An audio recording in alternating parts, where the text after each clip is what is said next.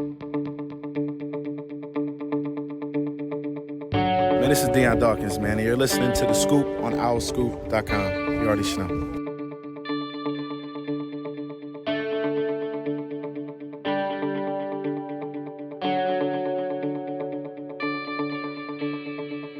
What's up, everybody? Welcome back to The Scoop, owlscoop.com's podcast, season 8, episode 16. I'm John DeCarlo, joined once again by Kyle Gauss, Javon Edmonds, and Caden Steele. What's going on, guys? Interesting. What are we going to call it? 18 hours or whatever. I'm not a mathematician. I hate analytics. So you hate analytics, so he failed at elementary school math.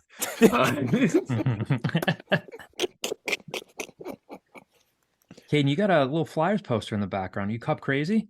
No, I really don't give a crap about the Flyers, but just have it. Tell that. Say that to John Tortorella's face, Caden. I know.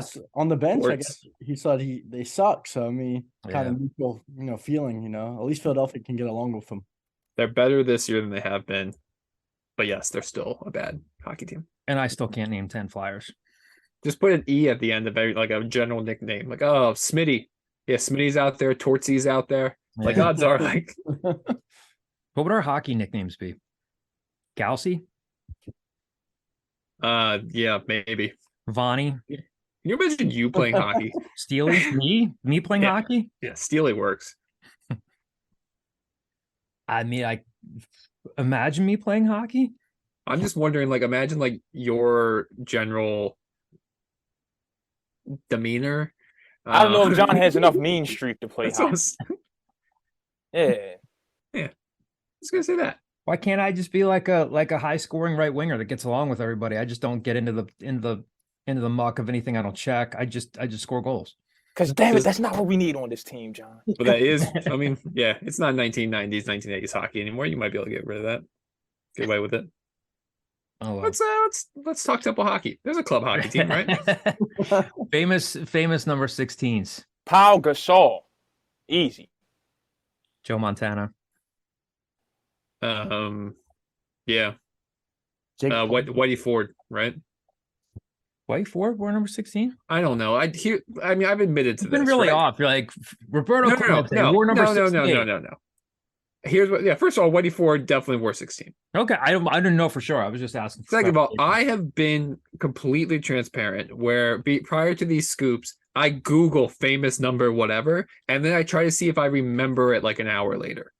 So when studying for the test. Yeah, exactly. Look, there was a study hall period beforehand. I peeled off my water bottle label. I wrote the answers to it, and I re-adhesived it. Sometimes it smears. I didn't know that was a thing. Okay, so Kyle's a cheater. That's how I cheated in high school, chemistry. Yeah, you just peel off the water label, you write the formulas, and you re-adhesive it on. Yeah. Arch Manning, he wore 16, didn't he? Does he not anymore? Archie, Oh, not Archie. Yeah. Oh, speaking of Flyers, but didn't Bobby Clark wear number 16? Yeah. Bobby Clark wore 16. Us true puckheads, we know that. I'm gonna be a homer and just say Ryan Mountcastle. No, not Mountcastle. Trey Mancini before he got traded. Mancini. Boomer bust wide receiver Tyler Lockett. Yep. For 16. Mm-hmm. Yeah, that's 16th. Jim Plunkett. Wow. Caden, I know you Googled that one. I hate to rat you out. No, Jake Plummer? Didn't he wear 16? You say Jake Plummer or Jim Plunkett? I thought you said Jim Plunkett. Both of them. Wow. Both of them. Jake Plummer. Jake the Snake, baby. What's he string up to right now? No, I know, right? Isn't Jake Plummer? He grows mushrooms, not psychedelic mushrooms. I think he just grows mushrooms as a thing. There was a huge. So he's living in Kennett Square. No, God, I can tell you too many Kennett Square stories. But no, I think who has too many Kennett Square? I worked a summer in Kennett Square, and it was I worked out of a charter elementary school that just was digitizing all of their student records. So every day I would come in, I'd have to leave downtown at 6:30 in the morning to get there at 8, take these weird back roads to Kennett Square. You get out, it smells like shit everywhere because they're growing mushrooms everywhere and probably meth. And you're down there and I'm just working. I would do 45 minutes of work. and then I would do 7 hours of playing a baseball simulator called simuyard.com, and I would track the average price of gas that year because the gas had peaked up, and I'm on gasbuddy.com just like, oh, we're going to get back under 3. We're going to get back under 3, and I would just track the data. Kyle, did you say it smelled like mushrooms and possibly meth, or did I hear you? So I don't know what meth smells like. I just wanted you to clear that up for the FBI. I said they were growing mushrooms and presumably meth. Okay. Oh, how long have I known you? Like 12 years? This is the first time I heard that you worked in Kennett Square. Yeah. I think it was the summer of 08. No, summer of 09. It might have been the first year I started Owlscoop. Because I meant to work that job and then immediately go and deliver pizzas, and I just no called, no showed my first double shift because I was too tired. Oh wow. Well, yeah, it's some cool places to eat in Kennett Square. Got Longwood Gardens down there. Holidays are coming up. Other than that, I don't know. I don't know where else we go with this other than directly into basketball. Got a enigmatic Temple basketball team to talk about. Temple football team. Got some mailbag questions. If you're a Temple basketball fan, you were feeling great. It's Friday night after the win over Villanova. Then after last night's loss, overtime loss to Vanderbilt, you're not feeling so good. I mean, we could touch briefly on the Villanova win, guys, but I don't want to say it's ancient history. It's an important win. Jameel Reynolds played well. We know how that went down. The fans stormed the court. Great vibes. But now, Saturday, Sunday, almost lost to Delaware State. Yes. And now here we are back on this little rock that we call Earth. Yep. What do you guys make of last night? The overtime loss. We had a ton to cover. Obviously, Damian Dunn's playing at a super high level. We'll talk about what's going on with Khalif Battle. Did not play much. Aaron McKee had his quote that we'll get to. More solid play from Jameel Reynolds. Jaleel White has now fouled out in 2 of 3 games this season. Pretty efficient floor game from Isaiah Miller. Not much scoring. I don't know. They really needed that from him last night. Improved shooting from Zach Hicks, but they're 1-2 now. Where does Temple go from here? Where do we start in talking about this game? Where do they go from here? Hell of a question. The Mohegan Sun Arena in Uncasville, Connecticut, to see a Rutgers team that has made the last 2 NCAA tournaments and would have made it in 2020 had the pandemic not happened. Then they will go to Brooklyn, New York, for the Barclays Center. Empire Classic to play a St. John's team that is always competitive in the Big East and very good shot to make the tournament this year. And then either Richmond or Syracuse. Richmond has been the team that will tease you in the beginning of the season and the Atlantic 10 and then start falling off.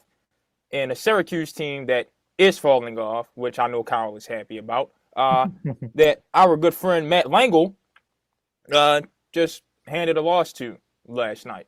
So, I don't know. Our good friend. Hand gun to your head, could you point Matt Langle out of lineup? Maybe. Maybe. Gun to my head, I can really put a face together with a gun to my head. But no, come on. Y'all heard my reaction. Well, read my reaction in the group chat last night. Yeah. It's conference tournament. Reaction is how I would call that. It was very reactionary. It was. And you know what? About 20 hours later, I know I keep switching my math up. Like I said, not a math guy.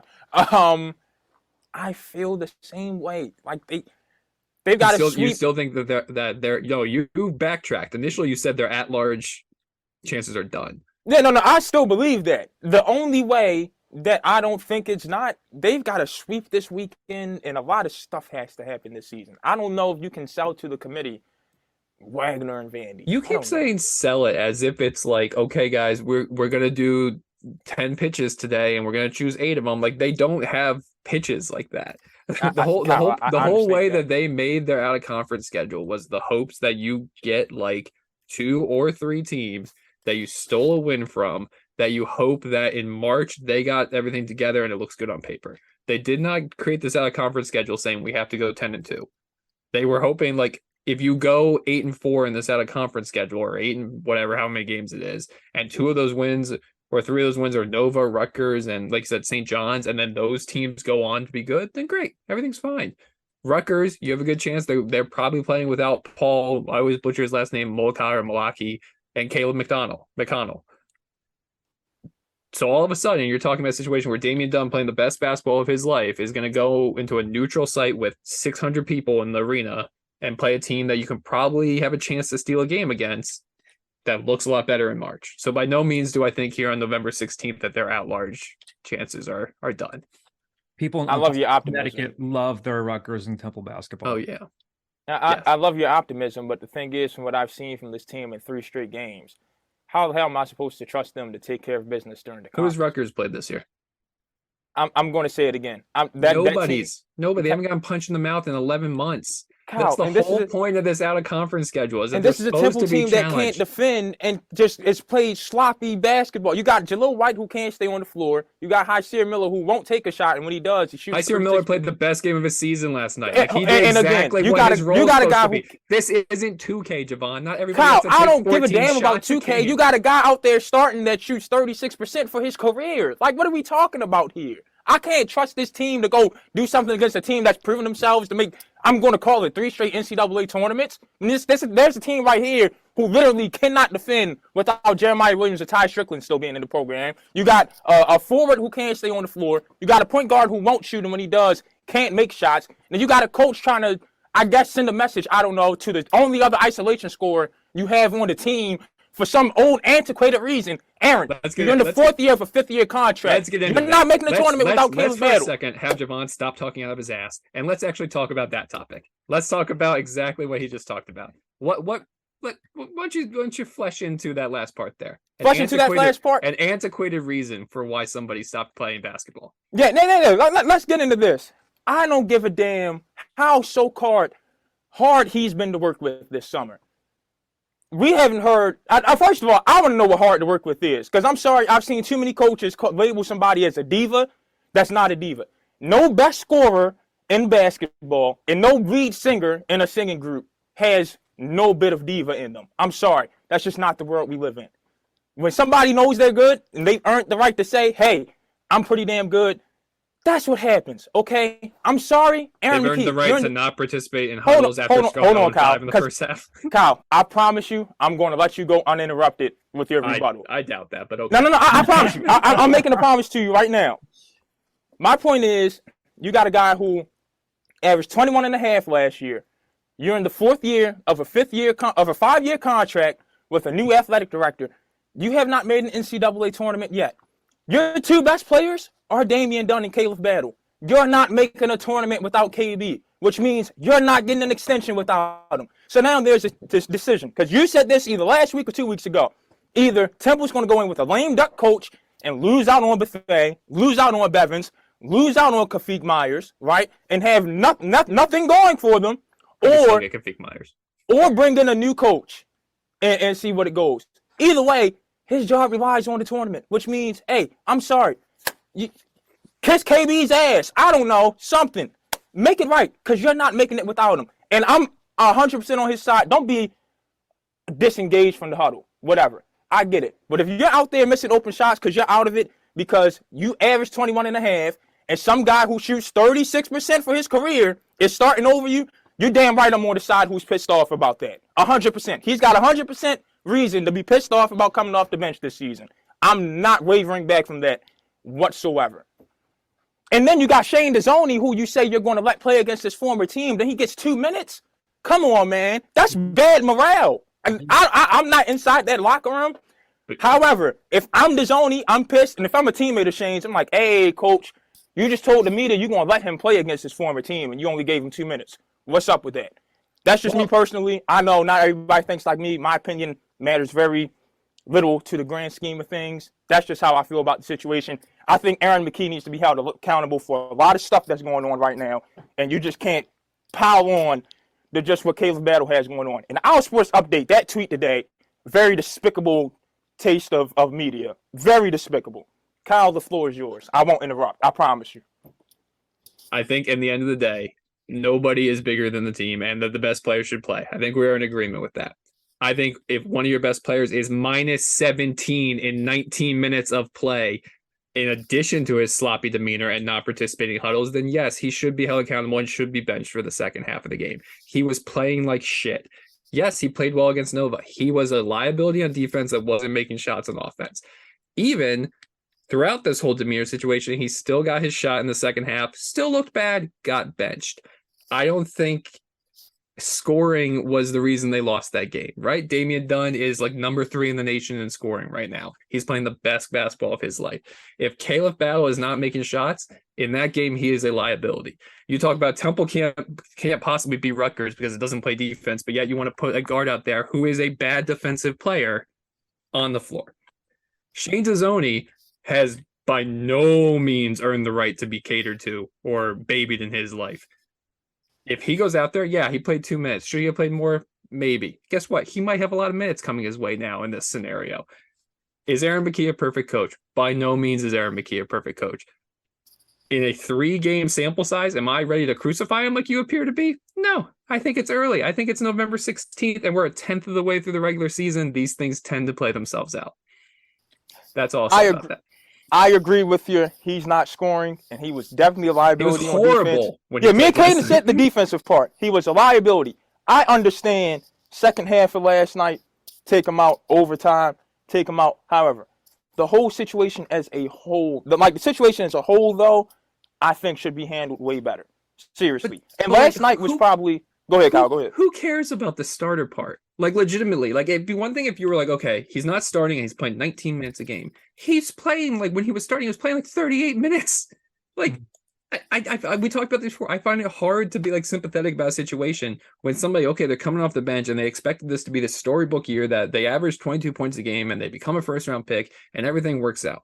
Well, guess what? 3 games into it, there's been bumps in the road. It hasn't worked out. But it's hard for me to be sympathetic about you played 31 minutes and you take the most shots out of anybody on the team. Like, he has plenty of opportunities to get his, and he got his against Nova. He probably expected that to be the, okay, I paid my dues. Now let me start against Vandy and let's figure this thing out. And it didn't happen. And here we are.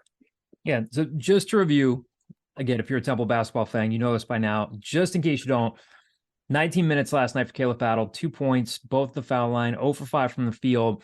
So he's come off the bench in all 3 games this season.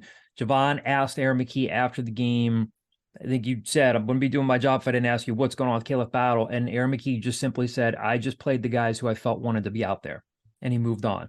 So something we don't know, we're not in the locker room, something's going on there. I think I know Aaron well enough to know that if everything was copacetic and it's normal for teams to have issues, I think Aaron would have said, nah, we like him, still believe in him. I feel like he didn't have it, but just needed him to sit and watch the game, learn the game from the sideline.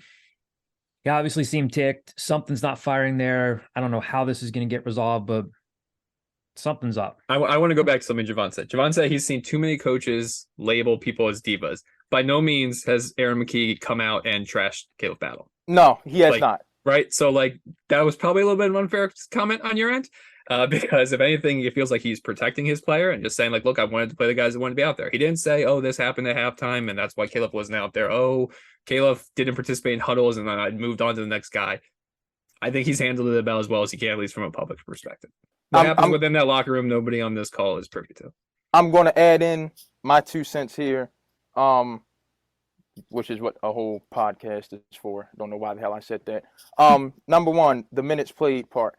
Kyle, I promise you, it's not about the minutes played. That starter tag means something. That means you've earned something. That means your coach respects you as a player.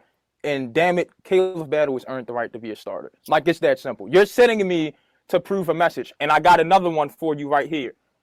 What did Khalif Battle do this spring? Rehab. No. Outside of rehab. After the rehab, what did he do? What are you entered the NBA draft process. Sure. This kid has made it clear to you he intends on trying to play professional basketball after this. Oh, wow. That must have come out of nowhere from the coaching staff. Kyle, I get it. Everybody has Everyone wants to play NBA basketball. Let me finish, Kyle. Okay. This ain't just normal professional. The guy wants to go to the NBA. To do that, it's safe to say he needs a year. Now is a guy who, once again, me and Dunn are the only prolific scorers on this team. And you, as my head coach, you're vested Your job is to not only coach us, get us better as basketball players, as men, but to protect our interest. You know I want to go to the draft, and you're doing this. Now you're taking away the ability for me to go ahead and possibly make a six-figure contract to start off with as a two-way player and put money and food into my mouth and that of my family. And you're opting to do this.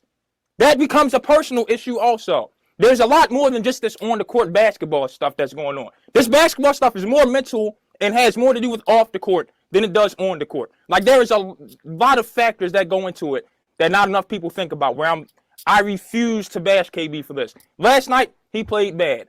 I understand. Bench him for that second half. He was atrocious on defense, whatever. But that 0 for 5 we've seen KB make all 5 of those shots more times than we've seen him miss it. Those misses were simply because I am frustrated because I do not feel respected. It's that simple. From what I can see, I'm not coming off the bench for a 36% shooter as a 21.5 point per game scorer. I'm just not. The guys aren't the right. John and Caden, I know y'all want to get in on this. Two things. One, Aaron McKie's job is to win games. It's not to baby his players. It's you can't win without KB. Well, guess what? They almost just did, and they were almost doesn't count in life, Kyle. They were plus 20 without him and minus 17 with him. Like, guess what? I feel like you've just created this fantasy scenario in your world where Aaron McKie came out and said, I don't give a shit about Khalif Battle. I'll win this game my way. Fuck you, Javon. None of these things happened. He came out, he said, hey, I just wanted to play the guys that wanted to play. And you have then taken this to, well, KB feels disrespected. All this stuff happened. And the only way that Aaron McKie's going to keep his job is if he does things the way that Javon, have roster baited this roster. And that's not what happened. He's playing to play the game. Khalif Battle had the worst half of his season. Guess what? He still had an opportunity to come out in the second half. He looked just as bad. Aaron McKie made the decision to go with the lineup that was working. Nick Jourdain coming off the bench was giving them intensity on defense. They go with a slightly bigger lineup instead of Khalif Battle. All this worked until, guess what? They lost in overtime. Great. Do you want to hold Aaron McKie accountable to the fact that 1 and 2? Sure, absolutely. Is it because of that he hasn't babied Khalif Battle the right way? No, I don't buy that. I mean, I'll just say very simply, none of us know what's going on behind closed doors. But, and again, I don't presume to know what's going on with Caleb, but like, I think that Aaron McKie wants to win basketball games. He played, you shouldn't compare the situations. He played with one of the most enigmatic, high maintenance guys in the world with the Sixers. Like, it's not like he hasn't seen high maintenance behavior in the past. I don't think that Aaron McKie doesn't know that they need Khalif Battle to win. I think he knows what he's capable of. He saw what he was capable of against Villanova. I don't think there's some sort of like contrived reason where he's just trying to be like tough on him. I don't know. I would be very curious to know what's going on there. They're obviously butting heads. I don't know what's going on. I think Aaron McKie knows that he's super talented, but I don't necessarily think that Aaron McKie would just cut off his nose despite his face here. I would just be curious to know what's going on. Well, yeah, I'm with you on that. I'm done touching the KB thing. I've said my piece on it. I'm not changing it. Kyle's not changing his mind on it. And I want you to know, Kyle, it's beyond just last night's game for me. John, are we calling Allen Iverson high maintenance? Was he not high maintenance? I think we've got different definitions. For me, high maintenance for Allen Iverson would have been get me another all-star in here, or else I'm like forcing my way out. I think Allen Iverson, for the hand he was dealt. Real quick, raise your hand if you covered Allen Iverson. Well, no, of course I didn't. Feel free. John does have more experience. Okay. To practice a lot. Loved him as a player, but like they dealt with a lot. Loved him, revered player, but like again, I'm just saying, and we'll move on to something else. We don't know exactly what's going on, but I can't imagine a scenario where Aaron McKie wouldn't say, yes, this kid's very talented. I'm sure they got the rub on him when they took him as a transfer from Butler. They've spent a couple seasons with him. They spent an entire offseason with him. They spend a lot of time with him. There must be something going on there that they either have to work out or can't get worked out. I think Aaron McKie knows that he can shoot the heck out of the ball. He's a good scorer. I don't know that he would just saying, I'm just going to be extra hard on this kid when he doesn't deserve it. I don't know what's going on there, but I think this team also has, beyond Khalif Battle, they've got some other issues. Again, they can't defend. And I do think, Aaron McKie coming out of like in post-game press conference, and again, I'm paraphrasing, he said, it's not like we didn't go. Didn't he say something like, oh, and it's not like we didn't just emphasize defense? Like he said something, what was his exact quote? What was the quote in the story? He said something, to the effect of like, I mean, he just seemed exasperated by the way they were defending. That's on that's on the staff. They have not defended well. Again, they are still figuring each other out, but yeah, they're in a season where they got to figure each other out quickly. They're not defending well. Jaleel White has not been able to stay on the floor. I don't really know. And again, we don't expect college teams to run super, super complex things offensively. I just don't know what their identity is on offense. Again, when we were talking amongst ourselves last night, and I think Sam Cohn said this, like they seem to be a talented group of guys who can all do their own individual thing, but a lot of them were just like standing around last night and not moving well without the ball. Are they the only college basketball team in America that does that? No, but yeah, I think Temple's stuck in this trap, whether it's like there's been so much of the focus. They want to get to the tournament. Of course they do. This non-conference schedule and like everything's under a microscope, and yeah, it should be, but like, yeah, they're not moving well without the ball. I don't know. They look like they have an identity when they're working the ball through Jameel Reynolds. I'm not saying you got to do that in every play, but when he's not on the floor, they look a little lost, and you're relying a lot on the individual ability of Damian Dunn, who's been spectacular, but he's playing a ton of minutes. Aaron had said, I want to be able to go 8-9 guys deep. It's November, and yes, Damian Dunn's a young player and he's really good, but he's gassed. He's playing a ton of minutes. You want him to play a ton of minutes. I just don't know what their offensive identity is, and they've got issues to sort out beyond Khalif Battle that I'm seeing.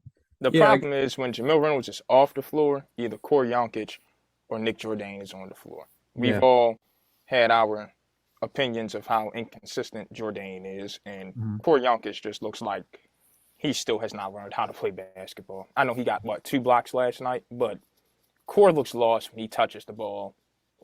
He's slow on a pick and roll. Like I'm not a fan of Corey. Yeah, the problem is Jameel was getting abused defensively too. Yeah, he was. Robbins was cooking him. Robbins looked phenomenal, which was probably a little uncharacteristic. Like there's a reason he's a rotational big at this point after that pretty good career in Minnesota. But they don't really have a defensive presence down low. Honestly, I thought Nick Jourdain last night was like the perfect Nick Jourdain game. Like you were a little energetic on defense. You weren't forcing threes. You took no shots from the field. But yeah, I mean, bench scoring 5 points off the bench is not gonna cut it in this league, period. But I just find it hard to kind of focus too much on their offensive woes, considering they scored 89 points. Obviously, over the course of a season, yeah, they're gonna have a lot of games where they struggle with that type of offense. But last night, wasn't it? They were able to score last night. I think defensively, you mentioned, it's on the staff, and it is, but there's also definitely still noticeable slowness in processing basketball moves. I literally, you can watch guys on the wing in this game, in this team, and it looks like it takes them a half a second to register what's going on at times. I can't put it entirely on the staff when there's also players that just seem like they've regressed defensively. He just said that the quote I was thinking of was just going back into the transcription of the audio. And Aaron just said, he just sounded, obviously, who wouldn't sound ticked off after a loss? He just sounds frustrated, like he's not getting through the team. He just said we were out of sorts. Why? I don't know. A lot of it is our communication. To start with, we don't have talkers. So it's something that we've been working on every day, and we didn't do a good job of it, and it cost us. I want to focus on that. Javon, let me ask you this. Is that where this team misses? Obviously, his on the ball skills as well, but is that where they miss like a Jeremiah Williams or a Nate Pierre-Louis in that communication on defense aspect? How even a Ty Strickland would be serviceable right now. Not more than serviceable. You all know I'm higher on Ty Strickland than most people are. Yeah, clearly. That's my other thing with High Seer. It's quiet. We know how college basketball works. Ty Strickland probably got a little, hey, you want to enter the portal, we won't be mad at you. We've got this kid from South Philly right here. If the staff is going to put that much faith in you, at least step up into the role of the guy they, phased out for you. Granted, it's the third game. I don't want to overreact. He's still got, 27 more games, I thought he was more aggressive last night. He was more honest, aggressive on offense. Yeah. But like, got to get it going a little bit more, you know. Yeah, they just the defense was rough for me to watch last night. I'll tell you. Like the communication on the screen, the communication on the down screens for Studi, like, bro, come on, man. They let that guy light them up. He was open way too much. Yeah. And then he talked Nick into missing a free throw also. I don't know if y'all picked that up on the TV broadcast, but late in that what would have been the fourth quarter, excuse me, when Temple went 2 for 5 in the clutch from the charity strike, one of those misses belonged to Nick Jourdain, and Studi was smiling and talking that whole time to him. It's just, like you said, they got kinks to work out. Yeah, like in the end, you give up 89 points to a team that just scored 48 the game before. Like, you got abused, and is that a concern going forward? Yeah, but like, I feel like this might be oversimplifying things, but those are also the things that are like correctable. Like, defense in college basketball, so much of it can be just hustle and like actually like wanting to play defense. And hopefully starting off 1-2 tells this team like, yeah, you're not good enough to get by without playing defense. Yeah, also, Kyle, I do want to throw in there. Aaron's presser was a little uncharacteristic from him in one aspect. Maybe I'm looking too far into it, but we never hear Aaron talk past the next game. At the most, he'll look ahead the next week. He said something about regretting these 2 losses in February and March last night. Like, he specifically said, and I just put it into a story, so I have the quote like readily available. He said, come February, March, we're going to look back and start pointing to these games. Like, it's going to cost us big time. I've never heard Aaron look that far into the future. Well, I mean, it's only going to cost them big time if they figure things out, right? Like, if they go 12-18, doesn't matter what happened with these games. Like, if by him saying that, that's him thinking eventually they're going to figure this out, and they might they look back at him for 2 different reasons. I think Wagner is going to be a bad loss. I think Vanderbilt's going to be like, you know what, like, that was just an opportunity to get like another whatever quad 2 win, whatever it ends up being. Like, it's not like they're not going to finish number 10 in the net like Vandy, but like they should be a team that like might that has an opportunity. But yeah, I mean, look, I think Aaron McKie shows visible frustration at times. I think the way he talks is visibly frustrated.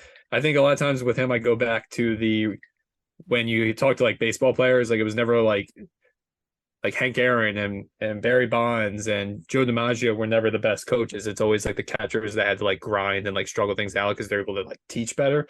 So sometimes I go back to that with Aaron McKie, where like maybe it's hard for him to process why aren't things working because they worked for him. But yeah, I mean, I think he's frustrated. I think he has every right to be frustrated. Like, they're 1-2. There's only so many ways that we can like basically it comes down to like they are 1-2. Mm-hmm. They are 1-2 when they should be 3-0. Like, that's what it is. Mm-hmm. So like, I understand that causes people's blood to boil and people get so pissed off. And the only reason that people aren't necessarily calling for Aaron McKie's job right now is because he just beat their number 1 rival. But like, in the end, they are 1-2. Yep.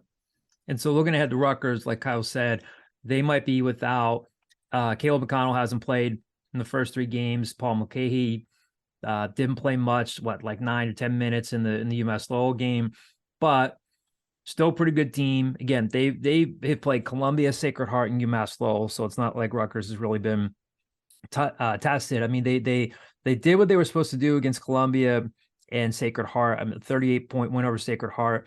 40-point win over Columbia, and things were a little too close against UMass Lowell. But they still got Cam Spencer, who's been very good as a Loyola transfer. Big Cliff, the big Cliff's the concern. Yes, Big Cliff is really good. He's averaging 16.3 points and 10.3 rebounds. Andre Hyatt, the LSU transfer, is taking a big step this season so far from what he was doing last season. And they win this game. Yes. Javon's going to say no, but I think like they win this game? Absolutely. Like, you're getting a Rutgers team that, like I talked about earlier, has not been punched in the mouth in 9 months. They haven't played basketball at the level that Temple is capable of playing basketball, and they're playing with possibly 2 of their guards gone. And like, it's kind of things where like you have to take a step back and like, in what scenario does Temple beat a Big Ten team that's made the tournament the last 2 years? They beat them in a neutral site in November Like when the other team hasn't played in a week and you've played twice during that time. Like it's possible. The recipe's there. They've done it in the past. Temple always, other than last year, used to always just get like a random Power 5 win early on in the year that they would kind of ride. Last year, I guess it was Vandy. I don't know if they're going to lose this game. I think Big Cliff might drop 30 on them. Is my concern. But yeah, I don't think this game's like insurmountable by any stretch. ESPN gives them like a 31% chance of winning, and I feel right. I feel right with that. Like a 1 out of 3 shot feels right. Sometimes that 1 out of 3 comes up heads. Javon, what do you think? Kende, yes. Am I going to give a prediction? Absolutely not. I'm willing to admit that I'm not the person to ask for a score prediction right now. I think score predicting college basketball is always weird anyway. Because like football, it's kind of easy for us to like look and be like, okay, well, this team likes to do that. And that basketball, like it's kind of every game is just so different. I did say score predicting, win-loss prediction, same thing. We were pretty spot on last week. I said 72-68 Temple for Nova, and it was 68-64. And like the way they won that game is exactly how we said that they were going to win that game. Like we were pretty spot on with last week's scoop. Yeah, and Kyle, what you just said breaking down this Rutgers game was 100% right. Like I said, I'm just not the guy to ask for a win-loss prediction right now. I'm just not on the hopeful side of things. Look, I honestly don't know. Like prior to you joining the scoop, would you say you were a negative person? I don't even consider myself as negative. I think I'm just like a. I'm going to rephrase that. I don't think you're negative like in your life, but when it comes to like sports, I think you tend to trend negative. I call it grounded in reality. But like people are so happy these days, and like especially when it comes to their sports teams, a lot of wishful thinking goes on. And that's the point of sports. Yeah, I know, but like that's the thing. I'm a party pooper, Kyle. So like I don't partake in too much wishful thinking. So, you know, I guess I am negative in that. I imagine like if Javon could go back in time, look, a little 10-year-old Javon goes back and like just goes back to the 72 Dolphins. Like, you guys suck. You haven't played anybody. Where's Larry Zonka? Give me a piece of Larry Zonka. You guys are terrible. I don't know. They did win undefeated. I wouldn't. I will say go to them. I will say I think that was the point. I will say that you have made me more like of a positive person. Like that's what concerns me. Like I feel the need to just like sometimes take the stance of like we can't just always be doom and gloom. There has to be some light. There has to be always the possibility of an outcome. Got a good yin and yang thing going on here. Yeah, Kyle, I don't like that. I don't like that. That's my thing. I'm supposed to be a negative. You're forcing me into a role that I shouldn't be playing. Hey, Kyle, you got to step out your comfort zone. That's how we evolve in life. I don't need to evolve, man. I'm a father of 2. Like I am what I am. We do have a couple of basketball mailbag questions to get to here. We'll get to these before we start talking football. First question here from the screen name Vanter, I guess, VANTR. Does an NIT appearance by Aaron McKee more time? It's a 2-part question. We'll just take this one first. Does a NIT appearance by Aaron McKee more time? What do they do in that NIT? Do they get blown out the first game? I don't know. You got to ask. Or is it like 2015, 2016, where like they win? Let's say if they win like 2 games in the NIT, like yeah, he's coming back. They're not gonna get rid of him over going 23 and whatever and winning 2 games in the NIT. Mm-hmm. That's what I'm thinking. I'm with Kyle on this one. I'm deferring to the elder statesman of the podcast. I just like, despite recent history, and like I understand people are going to point to like, oh, well, Brian Rowland and blah blah and Rod Carey. Like historically, Temple doesn't like to buy out contracts, or like if Brian Rowland didn't buy out, they just let his contract expire. Like historically, if Temple can find a way to not spend money, it's going to not spend money. And McKee's tenure is nowhere near as bad as Roderick Charles Carey and Brian Rowland. No. Well, so the second part of this question, any insight you can provide on the lens that Jason Wingard and Arthur Johnson are applying to athletics? I haven't seen them outline a clear vision that fans/alumni can rally behind, but they do seem to be holding poor performers accountable, men's soccer, women's basketball, and football. I really don't know. We haven't sat down and talked I haven't met Jason Wingard. I haven't talked to Arthur about his vision. I mean, I just think it's way too soon to tell on that. I think this is going to be a seesaw-ish non-conference schedule where they might have to hope that like they get Houston twice or once a season. Twice. You got to hope at this point. Here I am. I sound like I'm giving. Yeah, say it, John. No, say it. You got it. Maybe like, what if they knock off Houston? What if they split with Houston? That's none of this matters because you just knocked off the number one team in the nation. Yeah. So I don't know. Like, I have not heard any sort of chatter about Aaron being on the hot seat. It's a weird time right now. I understand why fans are upset. Last night was, again, we already recapped it. They didn't defend well. There are issues going on with Khalif Battle. We'll see what happens. Cannot provide any insight on the lens that Jason Wingard and Arthur Johnson are looking at this whole thing with Aaron McKee, because we just don't know. Well, in the grand scheme of things, I think is what this question is asking. I will tell you, they claim to want to put butts in seats. And this is another, opportunity for me to go ahead and be more critical of these guys and less on their kids. For a program that claims to want to put more butts in seats, they kind of like drop the ball on their marketing of a lot of these things, number one. And I will tell you, from the sourcing and talking to that myself and Caden have done, they are behind on a lot of modern things, such as embracing name, image, and likeness. So until they show me they can clean up that type of simple stuff, I don't care what they claim their lens is. They got to show me something, because they have not shown anything at all. And I know it's a year into their tenure, but okay, you can fire who needs to get fired. Well, who can you do the other parts of your job? They haven't shown me that yet. Next mailbag question. Mike TB31 is the screen name. Are you hearing any insider rumblings about Battle and his struggles, mental or physical? Seems to have a disconnect with Aaron. I mean, we've talked about that. We talked about that a little bit. Yeah, just a little bit. We can skip right through it. We've mentioned that 5 different times. TB31, we don't know specifically what happened last night, but again, we've talked about it. Aaron was pretty fairly abrupt when he talked about why Khalif Battle didn't play more minutes. We will see what happens on Friday against Rutgers. We got a Temple football team to talk about. Heartbreaking loss to the Houston Cougars. Heartbreaking.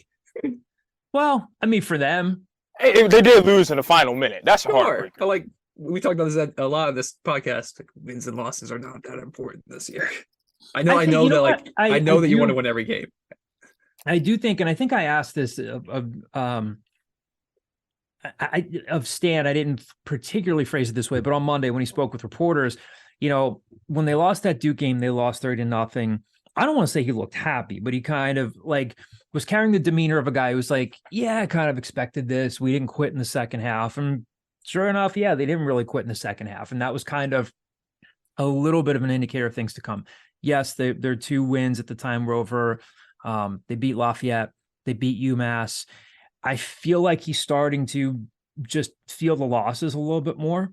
We had Greg Frank down there, and Greg wrote about this in his game story. He said, took him a short while to gather himself. He just seems like he's starting to see what they can potentially be. Say lose 43-36. Again, Houston's got their flaws. They're a better team than Temple, but I said to Stan on Monday, it feels like you're starting to feel this more, like you're starting to see what's possible. Again, they still got a ton of holes. They got to improve their offensive line. They got to improve pretty much every position. He sees what's possible with EJ Warner, but 43-36 game. Temple had taken that 36-35 lead, and then Clayton Tune hits Matthew Golden on a deep ball. Miscommunication there involving Alex Odom. So they're 3-7, 1-5 by the American. Now they got a Cincinnati team, real good Cincinnati team coming to the link on Saturday at 4:00. What stood out about the Houston game to you guys before we preview this Bearcats team? Well, one kind of what you just talked about. The one thing that I kind of had like a flashback to while you were saying that is I vividly remember Nick Menta asking Rule in the bowels of Shai Stadium, wherever the hell it was called at the time at Rutgers, saying like, moral victories are over, right? Like at a certain point you got to start winning these, and Rule being like, yeah, like we need to start like figuring out how to like finish games and like do this and blah blah, and that's like the next step. Like we've shown that we can compete with these teams, now we got to show that we can beat them. And like odds are for Temple this year that's probably happening next year. Like I mean they could beat ECU maybe, but like they're probably not beating Cincinnati this week. The thing that stuck out to me about the actual Houston game is I think there's always a moment in college football quarterbacks where it's like you as a fan or as an observer or whoever start to just trust the decision making of the quarterback. Like with PJ Walker, it became like, okay, if he gets a clean pocket and he decides to throw the ball one play, like odds are it's going to be a successful play. I think EJ Warner's already at that spot. I think his pre-snap reads and his ability to read a defense is so much better now the last 2 weeks than it was earlier in the year. Mm-hmm. A lot of that, I mean, I don't want to like discredit Danny Langsdorf because I think Danny Langsdorf has schemed up some like wonderful plays the last couple of weeks. Like they have had open receivers on a lot of plays. Mm-hmm. And I think that the strength of EJ Warner is his ability to pre-snap diagnose where that open receiver is going to be. He's getting the ball out quick. He's getting it to Jose Barbon in pretty open spaces or Donovan Sanders in a relatively open space. I think he's taken steps as a quarterback that you talk about they need to improve pretty much everywhere. That's the one spot they probably don't need to improve upon because I can look at a lot of quarterbacks in college football that are on winning teams and are not as good as EJ Warner is right now. Mm-hmm. Kyle, I'm glad you brought up the moral victories part. I think that's where rebuilding teams in all the sports start to go wrong. When they like keep having these close losses and they take too many moral victories and they don't have a coach that says, all right, now we've got to start winning these. As long as Drayton doesn't fall into that trap, Temple will be fine. What I saw was a team that, like I said, can't run the football, not using that USF game is anything. I'm sorry. Ed Sadie, don't know you personally, nothing against you. However, it's the South Florida Bulls with Jeff Scott as the head coach. Houston, like I said, we all came back down to this little tiny rock that we call Earth. But EJ Warner can play football. That's just cemented. Kyle touched on everything there is to touch on with EJ. And EJ, like, is so about his business. Like, you can't get much out of him except, like, he told me and Caden he does nothing but watch film and sleep. Like, there's nothing else to this guy but football. So, Temple may have its quarterback of the future. Got to learn how to close games, improve the offensive line, run the ball, everything else we've been saying throughout the year. But good performance. And I'm going to sound like a Debbie Downer again. But again, last week, Kyle, we were spot on. We said it. This is a down year from Houston.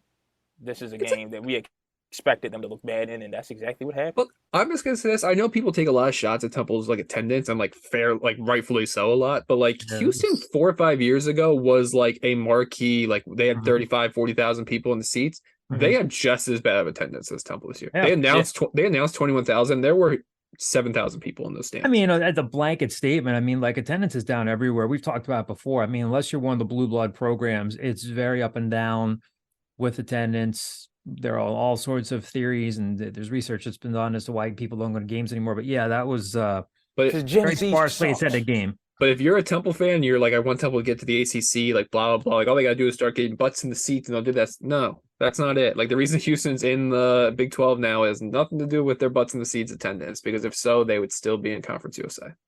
I even, going back to EJ Warner and his receivers, I mean, it might sound like a small thing. I even think that was, aside from the obvious fact that it gave him a 36-35 lead, I thought that was a big moment for Zay Baines, even though that was a quick, bang, bang play on 4-3, like a lot of confidence on both ends there. Even though EJ put it right on him, when you're running that route very abruptly, it still takes concentration, like catch that ball at the goal line right away, thinking, am I going to get hit? Pulled it in.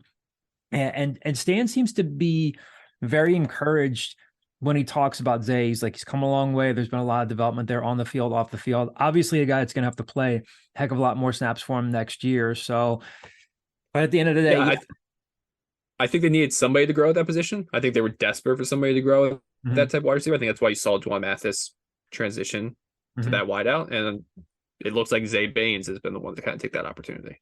With Ian Stewart being out. So, with Ian Stewart being out, Kyle's going to dip out from the podcast. Or his Wi-Fi's going to dip out from the liability. My video's gone. Kyle just threw us off here on Zoom. His video's gone. He has disappeared into a cloak of secrecy. What in the world? Anyway, This is not getting edited out, by the way. Cincy's 8-2. They're ranked 22nd in this week's AP poll, 25th in the college football playoff rankings. So they've lost to Arkansas. They lost to Arkansas in their season opener at UCF on October 29th. They beat Navy 20-10 the week after that. So Navy played them tough. And they held on to beat ECU 27-25 last week. So they're jumping on teams in the second quarter a lot. They're outscoring teams in the second quarter, 116-62. Kyle's video is back, just in case you as listeners are wondering. They've got a stud on defense in Ivan Pace Jr. as Miami of Ohio transfer. 104 tackles, 19 tackles for loss, 9 sacks. All of those totals lead the Americans. So if you thought Temple was struggling to run the ball last week against Houston and EJ Warner picked up the pace last week, of course, they've got an exceptional linebacker there. Since he's tied with Temple for the most sacks in the American with 32, but they've also allowed 25 sacks. So, I mean, again, we can go down the list here. They've got a pretty solid running back in Charles McClellan. Ben Bryant, one of the more interesting stories in college football, played 3 years at Cincy, played last season at Eastern Michigan, comes back to Cincy, has put up some pretty solid numbers, 2,600 yards, 20 TDs, seven picks. But they could potentially get to him. Again, this is a Cincinnati team that has given up sacks. This was the storyline last week. Part of the storyline last week, Stan Drayton said we have to pressure Clayton Tune. They did not. One of the things we haven't talked about yet is there were some near misses there. There were some chances the Temple had to wrap up Clayton Tune, and they didn't. The game might have turned out differently. I mean, it sounds so glaringly obvious, but again, if you want to upset the 22nd team in the country, I think one of the only ways they're going to do it is if they can get through and force a couple of Ben Bryant mistakes. Otherwise, I think we know that I'm not saying they're in for a long afternoon. I actually think this is going to be a competitive game. I don't know if I'm willing to predict that Temple's going to win it, but what do you guys feel? I want to hear your score prediction before me and Kyle even give an opinion of this game. I'm putting you on the spot. 31-24 Cincinnati. I think Temple's going to play them hard. I think they're trending in the right direction. Again, anybody could see that they have obvious needs on both sides of the ball. I think they're going to play them tough and lose. Kyle, we told John last week we want him to just start saying what he means, getting right to the point with it. And you know what? I like this, John, because I've been seeing it from him all week. I'm going to clap it up for him. I like this, John.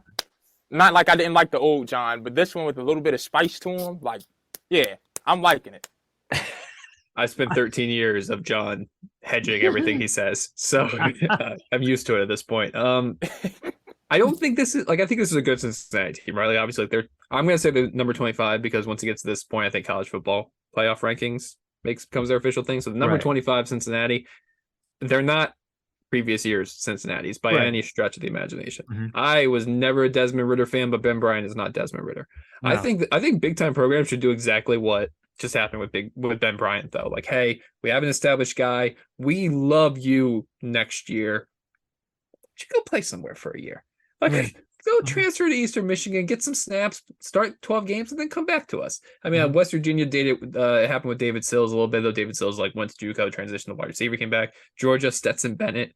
Like, there has been some bounce backs, but I would do it every time. If I'm Nick Saban, I'm like, I got a redshirt junior. I'm like, why don't you go play at Troy? Go play at Troy for a year. Ypsilanti's beautiful this time of the year. Yeah, go do that and then come back and throw around the pigskin out there. See what happens. He's exactly kind of what you'd expect with a 5th-year, 6-year guy. Cool head, good decision maker. He thrives against blitzes, which tells me that he's very confident in their playbook and knows where the ball needs to go. He has a 9-0 touchdown to interception ratio when he's blitzed versus 11-7 when they're dropping back and not blitzing him. So that's an interesting stat. He'll chuck it deep 5 or 6 times a game. They still have good wide receivers. All their skilled players at wide receiver are pretty much back from last year. Trey Tucker, who Temple almost got before Cincinnati came in late and got him from Cuyahoga Falls out in Ohio. Like I said, Ivan Pace is everywhere, but he's kind of like a Leighton Jordan in the sense that he misses tackles and you just kind of live with it because he's so dynamic and he's everywhere. He's number 4 in the conference with 16 missed tackles. So he'll whiff on 1 or 2 a game, but he'll make 12. So you're kind of okay with it. Jaquan Shepard, former Temple commit, is one of their starting corners. That's where Cincinnati might be able to get exposed. Mm-hmm. Sauce Gardner, Kobe Bryant, those guys are gone. Mm-hmm. Now you got Jaquan Shepard, who was committed to Temple for 2 months under Jeff Collins before flipping to Cincinnati. He waited his turn, finally getting a shot as like a redshirt senior, but isn't that great. And the other corner, Arquan Smith, was their nickel guy last year. He's finally getting the opportunity to move outside and is not having the senior year that I think he hoped he would. Yeah, he has 2 picks, but people throw on him. People take chances against this Cincinnati corners team, corners group. I think that Cincinnati is gonna struggle at times to move the ball offensively, but I still think Temple loses this game. I would say Cincinnati 27, Temple 20. So I'll say a 7-point game as well. The spread's 17, so we're a little more optimistic than Vegas. I think I look at Temple the past few weeks, and then like Kyle said, this isn't. Well, I can't call it your granddad Cincinnati Bearcats because it was like a 2-year stretch. So, but this isn't my Cincinnati Bearcats. I don't know what the hell I'd call it, but it isn't them. Cincinnati Bearcats. And just like I look at Ben Bryant, 62%, completion rate doesn't really do much for me. You know what I mean, Cal? Like, doesn't really get me flowing. And I look at Temple's defense and how disruptive it can be against the pass. I'm not going to choose Temple to win. Certainly not going to choose them to get blown out. Like 28-20 is a very strong possibility. I am going to tell the fans I have the inside scoop that this won't be a crazy game because Caden Steele is not writing the IA for the Inquirer. I promise you, every game story he's been assigned, something has to happen in the game that he writes. And he's frenzied, and then he's spilling crumbs on his laptop. Yes, that's what happens. I'm writing this game, we love you, so Caden. If there's no fireworks, blame me. But yeah, 28-20 Bearcats. First time in a while that Temple's not going to have to worry about a mobile quarterback. Or like not that Clayton Tune was out there, pointing flowers in them, but like he was a playmaker at times with his feet, and Ben is not that. So hopefully that's one less thing they have to game plan for. Or for all I know, Ben Bryant's going to go out and rush for 75 yards, and that'll be that. Ben in Ohio can't really make plays with his feet.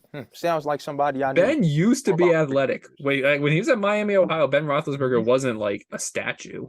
Oh yeah, no. When he became Ben Cheeseburger is when he got to that point. Yeah, so big. He got so big. Before we close out here, we got a little bit of audio of Stan Drayton talking about the Cincinnati Bearcats team that Temple's playing on Saturday, talking about a little bit about Ivan Pace here. So here's a little bit about Stan Drayton from his Monday press conference talking about Cincinnati. Yeah, well, I'll tell you what, Cincinnati's a very tenacious ball club. They play very hard. They're very confident. Defensively, their middle linebacker, number 0, will be the best linebacker we faced all year. They got a nose tackle that is legit as well. They got corners that can cover. Good team speed all around.